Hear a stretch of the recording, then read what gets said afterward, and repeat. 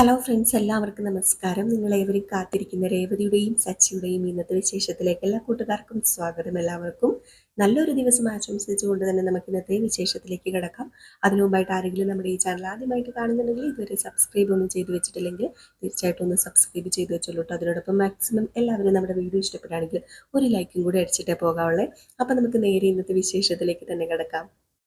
അങ്ങനെ തുടങ്ങുമ്പോൾ തന്നെ കാണിക്കുന്നത് നമ്മുടെ ശ്രുതിയുടെ ആ ഒരു ബ്യൂട്ടി പാർലറാണ് കേട്ടോ. അപ്പൊ അവിടെ നമ്മുടെ ചന്ദ്ര വന്നിട്ട് ചന്ദ്ര തിരിച്ചു പോകുകയാണ്. ശ്രുതിയുടെ അമ്മയും അവിടെ ഉണ്ടായിരുന്നു. ഏതായാലും ശ്രുതിയുടെ അമ്മയ്ക്ക് ഒത്തിരി വിഷമമായി ചന്ദ്രയുടെ ഓരോ വാക്കുകൾ കേട്ട് കഴിഞ്ഞപ്പോഴത്തേക്കും. ഏതായാലും ചന്ദ്ര പോയ ഉടനെ നമ്മുടെ ശ്രുതിയുടെ അമ്മ കണ്ണിലിരുന്ന ആ ഒരു വെള്ളരിക്ക എടുത്ത് മാറ്റിയിട്ട് കുക്കുംബർ എടുത്ത് മാറ്റിയിട്ട് കരയാണ് കേട്ടോ. ഭയങ്കരമായിട്ട് കരയാണ്. കാരണം അത്രമാത്രം വേദനിക്കുന്ന ഓരോരോ വാക്കുകളാണ് നമ്മുടെ ചന്ദ്ര പറഞ്ഞത്.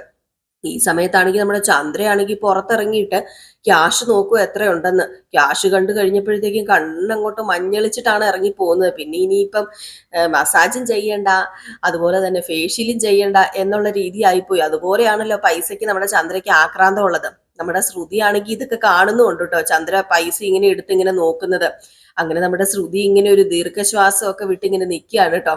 അത് കഴിഞ്ഞിട്ട് നമ്മുടെ ശ്രുതി നേരെ അമ്മയുടെ അടുത്തേക്ക് തന്നെ പോയി. എന്നിട്ട് പറഞ്ഞു, അമ്മ എന്തിനാ കരയുന്നത്? അമ്മ വിഷമിക്കണ്ട. എന്ത് ചെയ്യാനാ? ഇതൊക്കെ ഇതൊക്കെ വെറുതെ അല്ലേ? ഞാൻ വെറുതെ പറയുന്ന കാര്യങ്ങളൊക്കെ അല്ലേ? അത് ഓർത്തിട്ട് അമ്മ സങ്കടപ്പെടേണ്ട ഒരു കാര്യമില്ല. അമ്മയ്ക്ക് വിഷമായെന്ന് എനിക്കറിയാം. അമ്മ അതൊക്കെ അങ്ങ് മറക്ക്, ക്ഷമിക്ക്, സോറി അമ്മ എന്നൊക്കെ പറയാണ്. അപ്പോഴത്തേക്കും നമ്മുടെ ശ്രുതിയുടെ അമ്മ പറഞ്ഞു, കുഴപ്പമില്ല മോളെ, സാരമില്ല, പോട്ടെ. ആ, ഏതായാലും ഞാൻ മുഖം കഴുകട്ടെ, എന്നിട്ട് ഞാൻ പോവുക. ഇനി ഞാൻ ഇവിടെ നിൽക്കുന്നില്ല. ഇനിയിപ്പം വേറെ ആരെങ്കിലും കൂടെ വന്നു കഴിഞ്ഞിട്ടുണ്ടെങ്കിൽ അതുകൂടെ നിനക്ക് പ്രശ്നമാവൂലേ? അതുകൊണ്ട് ഞാൻ പോവാന്നും പറഞ്ഞുകൊണ്ട് മുഖം കഴുകാൻ വേണ്ടി പുള്ളിക്കാരി പോവുകയാണ് കേട്ടോ. ആ പുള്ളിക്കാരുടെ മനസ്സൊക്കെ ഒന്ന് ഓർക്കണം അല്ലേ? എന്തൊരിതാണല്ലേ? കാരണം ജീവിച്ചിരിക്കുന്ന അമ്മ മരിച്ചുപോയി എന്ന് പറയാൻ കാണിക്കുന്ന നമ്മുടെ ശ്രുതിയുടെ ആ ഒരു മനസ്സ്, അതാണ് സത്യം പറഞ്ഞ ഏറ്റവും വലിയ ക്രൂര മനസ്സ്. നമ്മുടെ ചന്ദ്രനേക്കാളും ക്രൂരതയാണ് അവിടെ കാണിച്ചുകൊണ്ടിരിക്കുന്നത് നമ്മുടെ ശ്രുതിയെ. ഏതായാലും പിന്നെ കാണിക്കുന്നത് ഈ താലി മാറ്റൽ ചടങ്ങ് നടക്കുന്ന ആ ഒരു സ്ഥലമാണ് കേട്ടോ. അപ്പൊ അവിടെയെല്ലാം വളരെ നല്ല രീതിയിൽ തന്നെ അലങ്കരിച്ച് വളരെ നല്ല രീതിയിലൊരു സ്റ്റേഡിയം തന്നെയാണുള്ളത്. അതും വലിയ പണക്കാരുടെ ആണല്ലോ നടക്കാൻ പോകുന്നത്. നമ്മുടെ മഹിമയും വർഷയുടെ അച്ഛനും കൂടെ ആണല്ലോ നടത്തുന്നത്. അപ്പൊ അതിൻ്റെതായ ഒരുക്കങ്ങളൊക്കെ ഉണ്ട് കേട്ടോ. അടിപൊളി ഒരു ഓഡിറ്റോറിയമാണ്. ഈ സമയത്ത് നമ്മുടെ മഹിമ വിളക്കൊക്കെ കത്തിക്കാൻ കേട്ടോ. അപ്പോഴത്തേക്കും വർഷയുടെ അച്ഛൻ ചോദിക്കുകയാണ്, അല്ല ആരെയും കണ്ടില്ലല്ലോ? അല്ല നീ അവരൊക്കെ വരുന്നു പറഞ്ഞിട്ട് ഇതുവരെ ആരെയും കാണുന്നില്ലല്ലോ? ഇനിയിപ്പൊ അവര് വരാതിരിക്കുവോ? പിന്നെ എന്റെ പൊന്നേട്ടാ, അവര് വരാതിരിക്കുന്ന ഏട്ടന് തോന്നുന്നുണ്ടോ? ഇത്രയും വലിയ ചടങ്ങ് ഞാൻ സംഘടിപ്പിച്ചപ്പം അവര് വരാതിരിക്കത്തൊന്നുമില്ല. അവര് വരിക തന്നെ ചെയ്യും. എന്നിട്ട് അവരെ കാണുന്നില്ലല്ലോ. നോക്കിക്കോ, അവരും വരും, കൂടെ നമ്മള് മനസ്സിൽ വിചാരിച്ച കാര്യങ്ങളൊക്കെ നടക്കും. ആ സച്ചി ഇവിടെ എത്തട്ടെ. ഞാനേ കുറച്ച് ആൾക്കാരൊക്കെ റെഡിയാക്കി വെച്ചിട്ടുണ്ട്. ഒരു വലിയ പ്രശ്നം തന്നെ ഞാൻ സൃഷ്ടിക്കും. ആ പ്രശ്നത്തില് നോക്കിക്കോ, അവരുടെ കുടുംബം വിളറി വെളുക്ക് നാണം കെട്ട്. എന്നിട്ട് വർഷമോള് തന്നെ പറയും, ഇതുപോലെ ഒരു വൃത്തികെട്ട കുടുംബത്തിൽ എനിക്ക് ജീവിക്കാൻ താല്പര്യമില്ല, അച്ഛൻ്റെയും അമ്മയുടെയും കൂടെ വരികയാണെന്ന്. കൂടെ ശ്രീകാന്തിനെയും കൂട്ടും. കേൾക്കുമ്പോ നല്ല രസമൊക്കെ ഉണ്ട് മഹിമേ. പക്ഷെ ഇതൊക്കെ നടക്കാൻ പോകുന്ന കാര്യങ്ങളാണോ? ഇതൊക്കെ നടത്തി കാണിച്ച് തരാ ഏട്ടാ. ഞാന് ഇത്രയൊക്കെ ഞാൻ കൊണ്ടെത്തിച്ചില്ലേ? ഈ താലിമാറ്റൽ ചടങ്ങിൽ കൊണ്ടെത്തിക്കാൻ പറ്റുമെങ്കിൽ ബാക്കി കാര്യങ്ങളും എനിക്ക് ചെയ്യാനായിട്ട് പറ്റും. ഏട്ടൻ നോക്കിക്കോ. അല്ലെങ്കിൽ അപ്പോഴത്തേക്ക് രണ്ടുപേരൊക്കെ വരികയാണ്. അപ്പോഴത്തേക്കും രണ്ടുപേര് വന്നു കഴിഞ്ഞപ്പോഴത്തേക്കും വാ കയറി വാ, വന്നിരിക്കൂ എന്ന് പറഞ്ഞ് എല്ലാവരെയും ഇങ്ങനെ സ്വീകരിക്കുകയാണ് കേട്ടോ. അങ്ങനെ നമ്മുടെ മഹിമ മനസ്സിൽ കുറേ കാര്യങ്ങളൊക്കെ ഇങ്ങനെ കണ്ടുപിടിച്ച് വെച്ചിരിക്കുകയാണ്. നമ്മുടെ സച്ചിനെ കൊണ്ട് തന്നെ അതെല്ലാം നടത്തിക്കണം എന്ന് തന്നെയാട്ടോ നമ്മുടെ മഹിമ മനസ്സിൽ വിചാരിച്ചിരിക്കുന്നത്. സച്ചിയാണ് പ്രശ്നക്കാരനെന്ന് മഹിമയ്ക്ക് അറിയാം. സച്ചിയെ ഇഷ്ടമില്ല നമ്മുടെ വർഷയ്ക്കെന്നും അറിയാം. കാരണം സച്ചിക്ക് വർഷനെ വലിയ കാര്യമായിട്ട് ഇഷ്ടമില്ലല്ലോ.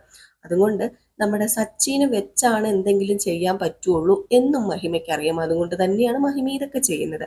ഏതായാലും ഇത് കഴിഞ്ഞുള്ള സീൻ എന്ന് പറഞ്ഞിട്ടുണ്ടെങ്കിൽ ഓഡിറ്റോറിയത്തിലേക്ക് നമ്മുടെ ചന്ദ്രോദയത്തിൽ നിന്ന് എല്ലാവരും വരികയാണ്. സച്ചിയും രേവതി, ചന്ദ്രയും രവീന്ദ്രനും, അതുപോലെ സുധിയും ശ്രുതിയും, പിന്നെ വർഷയും ശ്രീകാന്തും ഭാമയും ഉണ്ട് കേട്ടോ കൂടെ. അപ്പൊ എല്ലാവരും കൂടെ വന്ന് ഇറങ്ങാണ്.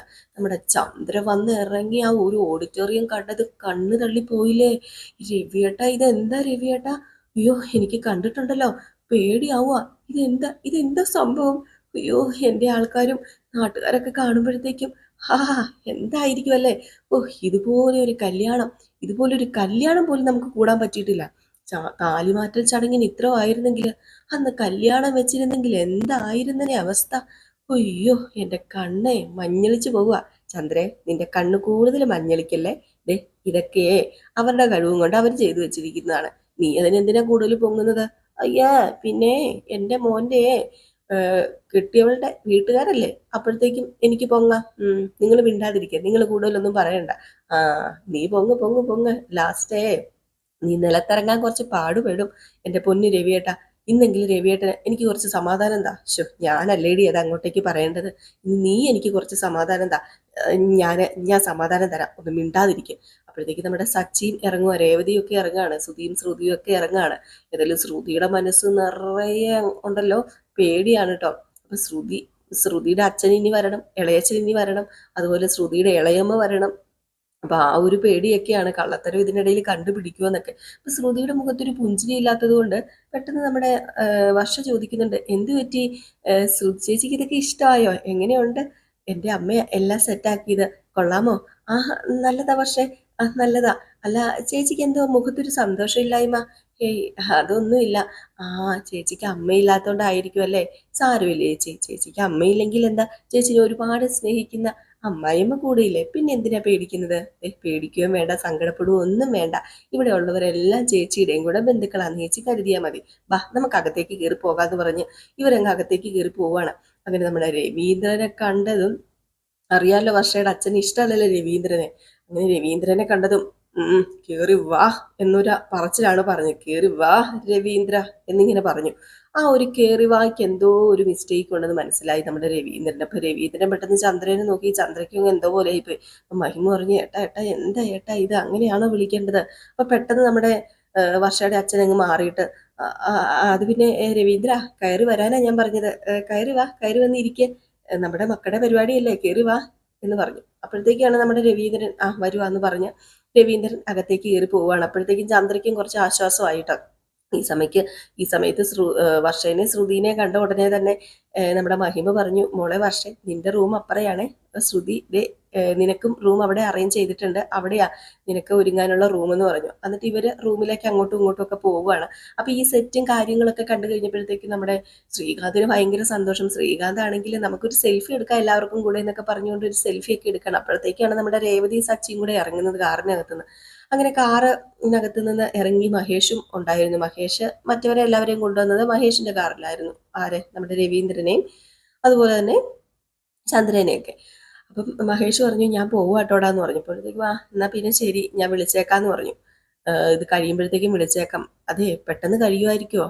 പെട്ടെന്ന് കഴിയുമെന്നോ? അതെ, ഇത് ഒരു താലിമാറ്റൽ ചടങ്ങൊന്നും അല്ലല്ലോ, ഇത് 2 താലിമാറ്റൽ ചടങ്ങാണ് നടക്കാൻ പോകുന്നത്. അതുകൊണ്ട് പെട്ടെന്ന് കഴിയാൻ ചാൻസ് ഇല്ല എന്നിങ്ങനെ പറയുകയും ചെയ്തു നമ്മുടെ മഹേഷ്. അപ്പം പോവാണ്. അപ്പൊ രേവതി പറഞ്ഞു, അതെ സച്ചേട്ടാ, വണ്ടി ഇപ്പൊ ഓഫ് ചെയ്തില്ലേ?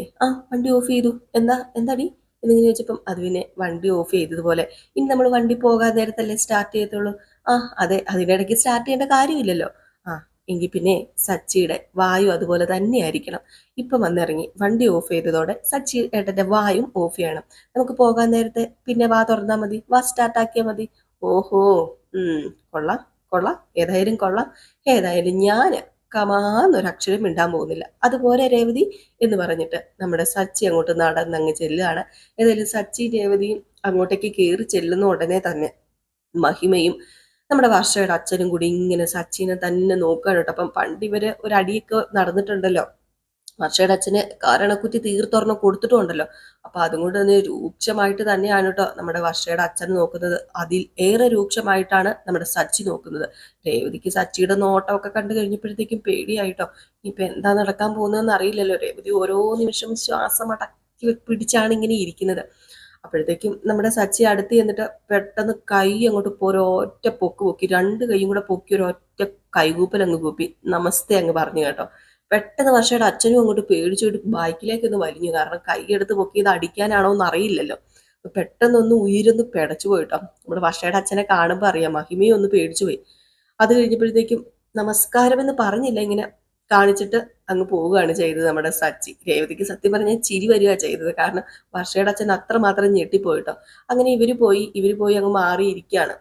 അപ്പോഴത്തേക്ക് സച്ചി ഇങ്ങനെ മിണ്ടുന്നുമില്ല, ഒന്നുമില്ല. സച്ചി ഇങ്ങനെയൊക്കെ ചുറ്റുവട്ടത്തൊക്കെ ഇങ്ങനെ നോക്കുന്നു.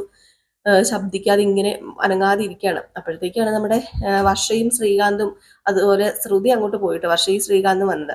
അങ്ങനെ നമ്മുടെ രേവതിനെ കണ്ടത് വർഷം വന്നിട്ട്, ആ ചേച്ചി ബാ ചേച്ചി, ഏതായാലും നമുക്ക് ഒരുങ്ങുന്ന റൂമിൽ പോകാം, ചേച്ചി എന്ന് ഒരുക്കണം കേട്ടോ എന്ന് പറഞ്ഞപ്പോഴത്തേക്ക് പെട്ടെന്ന് മഹിമ വന്നിട്ട്, അയ്യോ മോളെ, എന്തിനാ രേവതിനെ ബുദ്ധിമുട്ടിക്കുന്നത്?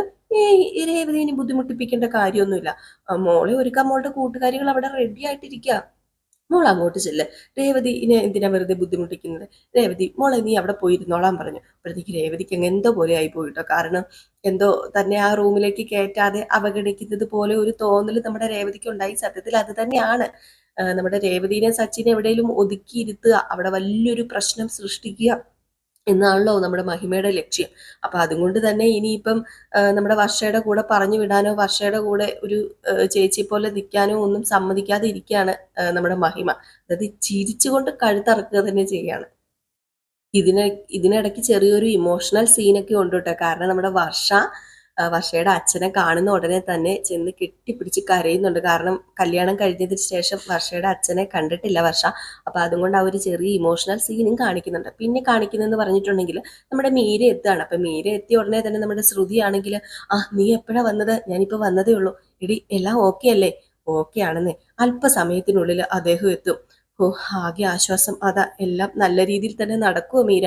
നടക്കുമെന്ന് പറഞ്ഞില്ലേ, നീ സമാധാനമായിട്ട് ഇരിക്കുക.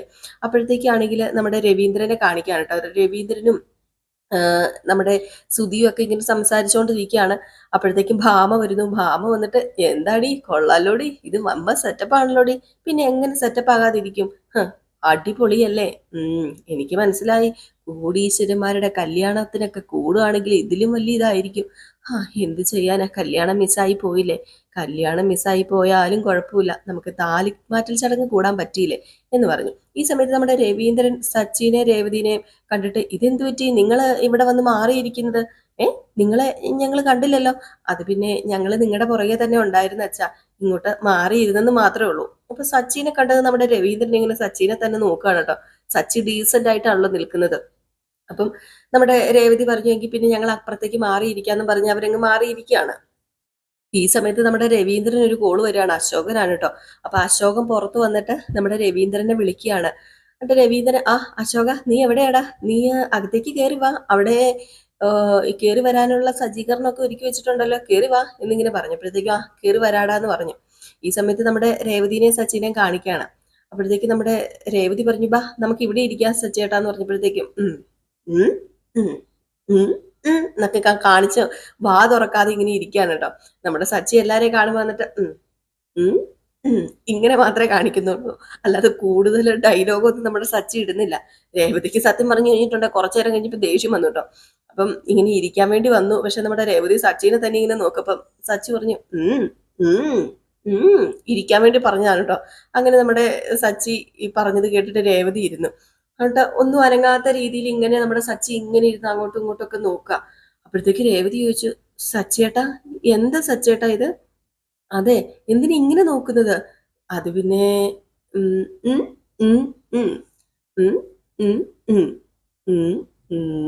ഇങ്ങനെയൊക്കെ കാണിക്കുകയാണ്. അതായത് നീ പറഞ്ഞതുകൊണ്ട് ഞാൻ ഇനി ഒന്നും മിണ്ടുന്നില്ല, ഇനി പോകുന്നത് വരെ ഇങ്ങനെ തന്നെ ആയിരിക്കുന്നു. നമ്മുടെ രേവതിക്ക് സത്യം പറഞ്ഞാൽ ചിരി വന്നിട്ട് രേവതി ഇരുന്ന് ചിരിക്കുകയാണ്. അപ്പോഴത്തേക്ക് സച്ചി വീണ്ടും മസിൽ പിടിച്ചിരിക്കുന്നുണ്ടപ്പോഴത്തേക്ക് നമ്മുടെ രേവതിക്ക് ഭയങ്കര ഒരു ആഗ്രഹം സച്ചിനെ ഒന്ന് ഞുള്ളി നോക്കാന്ന്. വെറുതെ അല്ല, അപ്പോഴെങ്കിലും നമ്മുടെ സച്ചിയുടെ ശബ്ദം പുറത്തു വരുമെന്ന് അറിയണമല്ലോ. അങ്ങനെ നമ്മുടെ രേവതി ഒരു ഒറ്റ പിച്ച് ഇപ്പൊ അയ്യോ എന്ന് പറഞ്ഞ് നമ്മുടെ സച്ചി കാറിയെ പറഞ്ഞു, നീ എന്താടി കാണിക്കുന്നത്? അത് പിന്നെ ഇപ്പോഴെങ്കിലും നാവുണ്ടെന്ന് മനസ്സിലായല്ലോ, ഇനിയിപ്പൊ ആ നാവ് ഇറങ്ങിപ്പോയോന്ന് ഞാൻ നോക്കിയതാന്ന് പറഞ്ഞു. അപ്പോഴത്തേക്ക് സച്ചി വന്ന് ചിരിക്കുകയാണ് കേട്ടോ. ഈ സമയത്താണെങ്കിൽ വീണ്ടും നമ്മുടെ അശോകനെയും അതുപോലെ തന്നെ നമ്മുടെ രവീന്ദ്രനെയാണ് കാണിക്കുന്നത്. അപ്പൊ അശോകൻ പറഞ്ഞു, എടാ കൊള്ളാലോ, വമ്പൻ സെറ്റപ്പ് ആണല്ലോടോ എന്ന് പറഞ്ഞപ്പം വമ്പൻ സെറ്റപ്പാ, എങ്ങനെ വമ്പൻ സെറ്റപ്പ് ആകാതിരിക്കും? വേറൊന്നും അല്ലല്ലോ, വലിയ ആൾക്കാരുടെ വിവാഹ ചടങ്ങുകളൊക്കെ അല്ലേ, അപ്പൊ പിന്നെ ഇങ്ങനെയൊക്കെ തന്നെയാണല്ലോ വരേണ്ടത്. അപ്പോഴത്തേക്കും ഇവര് അങ്ങകത്തേക്ക് കയറി പോവാണ്. പിന്നെ സച്ചിനെയും രേവതിനെയാണ് കാണിക്കുന്നത്. സച്ചി രേവതി ഇങ്ങനെ ഇരിക്കുമ്പോഴത്തേക്കും ശ്രീകാന്ത് വന്ന് ചോദിക്കുക, സച്ചേട്ടാ എന്താ ഇവിടെ ഇങ്ങനെ ഇരിക്കുന്ന, പുറകിൽ മാറി രണ്ടുപേരും മുമ്പിൽ ചെന്നിരിക്കുക. അപ്പോഴത്തേക്ക് സച്ചി ആണെങ്കിൽ വീണ്ടും ഓരോരോ ആംഗ്യങ്ങൾ കാണിക്കണം. ഞാനിവിടെ ഇരുന്നോളാം എന്നാട്ടോ പറയുന്നത്. അപ്പോഴത്തേക്ക് ശ്രീകാന്ത് ചോദിച്ചു, ഏടത്തി സച്ചേട്ടന് എന്താ പറ്റിയത്? ഏയ് ഒന്നുമില്ല ശ്രീകാന്തേ, ചടങ്ങ് തുടങ്ങാൻ സമയമാകുന്നല്ലേ ഉള്ളൂ. ഞങ്ങളിപ്പം തൽക്കാലം ഇവിടെ ഇരിക്കാന്ന് കരുതി. ചടങ്ങ് തുടങ്ങുമ്പോഴത്തേക്ക് ഞങ്ങൾ എണീറ്റ് ഫ്രണ്ടിൽ ഇരുന്നോളാം. അപ്പോഴത്തേക്കും ശ്രീകാന്ത് ശരി എന്നാല് ഏടത്തി എന്ന് പറഞ്ഞ് അങ്ങ് മാറിപ്പോവുകയാണ് കേട്ടോ. അപ്പോഴത്തേക്കും നമ്മുടെ സച്ചി ആണെങ്കിൽ രേവതിനെ നോക്കിയിട്ട് എന്ന് വെക്കുക. അപ്പൊ പറഞ്ഞു, എന്റെ പൊന്ന് സച്ചേട്ട എന്നോട് സംസാരിക്കത്തില്ലേ, എന്തിനാ ചുമ്മാ എന്നോട് ഈ ആംഗ്യമൊക്കെ കാണിക്കുന്നത്? ഉം ഉം ഉം സംസാരിക്കില്ല എന്നിങ്ങനെ കാണിക്കുവാണ് കേട്ടോ. ഈ സമയത്ത് പിന്നെയും കാണിക്കുന്നത് നമ്മുടെ രവീന്ദ്രനെയും അശോകനെയാണ്. അങ്ങനെ അശോകൻ പറയാ, ആ ഏതായാലും വർഷയുടെ അച്ഛൻ നടന്നതൊക്കെ മറന്നിട്ട് ഗ്രാൻഡ് ആയിട്ട് തന്നെ ഇത് നടത്താൻ തീരുമാനിച്ചല്ലോ. അല്ല, ശ്രുതിയുടെ അച്ഛൻ വരും പറഞ്ഞിട്ട് വന്നോ? ഇതുവരെ വന്നിട്ടില്ല, ചടങ്ങിന് മുമ്പ് വരൂന്നാ ശ്രുതി പറഞ്ഞത് എന്ന്. ഈ സമയത്ത് നമ്മുടെ മഹിമയുടെ കെട്ടിയൻ, അതായത് വർഷയുടെ അച്ഛൻ അശോകനും അതുപോലെ നമ്മുടെ രവീന്ദ്രനും സംസാരിക്കുന്ന ഇങ്ങനെ രൂക്ഷമായിട്ട് നോക്കിക്കൊണ്ടിരിക്കുകയാണ് കേട്ടോ. വേറൊന്നുമല്ല, വർഷയുടെ അച്ഛന് വലിയ കാര്യമായിട്ട് പിടിക്കുന്നൊന്നുമില്ല ഇതൊന്നും. കാരണം വർഷയുടെ അച്ഛൻ അഡ്ജസ്റ്റ് ചെയ്തങ്ങ് നിൽക്കുന്നതാണ് കേട്ടോ. ഇവരൊക്കെ ഒന്ന് അങ്ങ് അംഗീകരിക്കാനൊന്നും പറ്റുന്നില്ല. ഈ ഒരു കുടുംബത്തിൽ നിന്ന് ചെറുക്കനെ കിട്ടിയില്ലോ ഇത് അതിങ്ങോട്ട് ഉൾക്കൊള്ളാനായിട്ട് പറ്റുന്നില്ല. അപ്പോഴത്തേക്കും പെട്ടെന്ന് വേറൊരാളെ വിളിച്ചിട്ട്, അതെ സഹദേവ ഇങ്ങ് വന്നേ, ദേ അതാ കക്ഷി എന്നിങ്ങനെ കാണിച്ചു കൊടുക്കുക രവീന്ദ്രനെ. അപ്പോഴത്തേക്കാണെങ്കിൽ അയാള് ഇങ്ങനെ രൂക്ഷമായിട്ട് നമ്മുടെ രവീന്ദ്രനെ ഇങ്ങനെ നോക്കുക. രവീന്ദ്രനും അശോകനും വർത്താനം പറഞ്ഞുകൊണ്ടിരിക്കുക. അപ്പോഴത്തേക്ക് നമ്മുടെ വർഷയുടെ അച്ഛൻ പറഞ്ഞു, ഞാൻ പറഞ്ഞതുപോലെയൊക്കെ ചെയ്യണം കേട്ടോ സഹദേവ, നീയെ അടുത്ത് ചെന്നിരിക്കാൻ പറഞ്ഞു. എങ്കിൽ പിന്നെ ശരി സാറേ, ഞാൻ ഏറ്റു എന്ന് പറഞ്ഞുകൊണ്ട് അയാള് നമ്മുടെ രവീന്ദ്രന്റെ അടുത്ത് ചെന്നിരിക്കാൻ വേണ്ടി പോവാണ്. അപ്പൊ എന്തോ വലിയ പ്ലാനുകളൊക്കെ ഒപ്പിച്ചിട്ടുണ്ട്. കാരണം നമ്മുടെ രവീന്ദ്രനെ തോണ്ടിയാൽ മാത്രമേ അവിടെ സച്ചി പ്രതികരിക്കുകയുള്ളെന്ന് വർഷയ്ക്കും വർഷയുടെ അച്ഛനും ഒക്കെ നന്നായിട്ട് അറിയാം. വർഷയ്ക്കല്ല, വർഷയുടെ അമ്മയ്ക്കും വർഷയുടെ അച്ഛനൊക്കെ നന്നായിട്ട് അറിയാം. അപ്പൊ അതുകൊണ്ടാണെന്ന് തോന്നുന്നു കേട്ടോ. അപ്പൊ എല്ലാവരും കാത്തിരിക്കുക. ഈ ഒരു സീനൊക്കെ കാണിച്ചിട്ടാട്ടോ ഇന്നത്തെ വിശേഷം അവസാനിക്കുന്നത്. അപ്പം ഇനിയിപ്പോൾ അടിപൊളി വിശേഷങ്ങളാണ് വരാനിരിക്കുന്നത്. നയനയുടെയും ആദർശിന്റെയും വിശേഷം ഇതിന്റെ പുറകെ നമ്മൾ ഇടുന്നുണ്ട്. പിന്നെ ഞാനൊരു ചെറിയ ബിസിനസിന്റെ കാര്യം നിങ്ങളോട് ഇന്നലെയൊക്കെ പറഞ്ഞായിരുന്നു. എപ്പോഴും പറയുന്നത് കൊണ്ട് ബോറാണെന്ന് തോന്നരുത്. കാരണം ആദ്യമായിട്ട് ആരെങ്കിലും കാണുന്നതൊക്കെ ഉണ്ടെങ്കിൽ അവരും കൂടി അറിയാൻ വേണ്ടിയാണ് പറയുന്നത്. നമ്മളൊരു ചെറിയ ബിസിനസ് സ്റ്റാർട്ട് ചെയ്തിട്ടുണ്ട്. നമ്മുടെ ഈ ഒരു ചാനലിൻ്റെ അകത്ത് തന്നെ ഷോർട്ട് വീഡിയോസിലാണ് നമ്മളത് ഉൾപ്പെടുത്തിയിരിക്കുന്നത്. നമ്മുടെ യൂട്യൂബുമായിട്ട് ഒരു ചെറിയൊരു സംരംഭം നമുക്ക് ഒരുമിച്ചങ്ങ് പോകാമെന്നാണ് ഞാൻ വിചാരിച്ചിരിക്കുന്നത്. നിങ്ങളുടെ സപ്പോർട്ട് ആവശ്യമാണ്. നമുക്കിപ്പോൾ ഉള്ളത് കുർത്തീസും ചുരിദാറും അതുപോലെ ചുരിദാർ മെറ്റീരിയൽസും അതുപോലെ സാരീസും ഒക്കെയാണ് കേട്ടോ. 2 പീസ് 3 പീസ് ചുരിദാറുകളൊക്കെ ഉണ്ട്. അപ്പം നമ്മളത് ഇടാൻ തുടങ്ങിയിട്ടില്ല. ഇന്ന് നാളെയൊക്കെ ആയിട്ട് നമ്മളത് ഇടാൻ തുടങ്ങും. അപ്പം നിങ്ങളുടെ സപ്പോർട്ട് പൂർണ്ണമായിട്ടും വേണം. ഓൾ ഇന്ത്യൻ ഷിപ്പിംഗ് ഉണ്ട്. അപ്പം നിങ്ങൾക്ക് ഇഷ്ടപ്പെടുകയാണെങ്കിൽ തീർച്ചയായിട്ടും നമ്മുടെ കയ്യിൽ നിന്ന് പർച്ചേസ് ചെയ്ത് സഹായിക്കണം കേട്ടോ. അപ്പോൾ എല്ലാവരും കാത്തിരിക്കുക. അപ്പോൾ ലൈക്ക് അടിക്കാതെ പോകരുത്. Tata bye bye.